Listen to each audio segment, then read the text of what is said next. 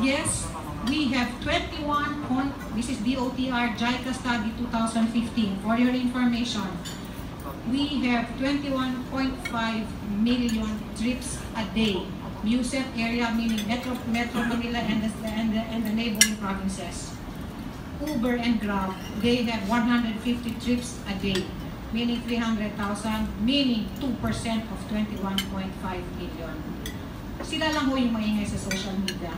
But definitely, government will not budge.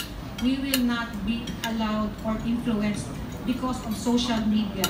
Doon lang ho kami sa tama. Doon lang ho kami sa proper.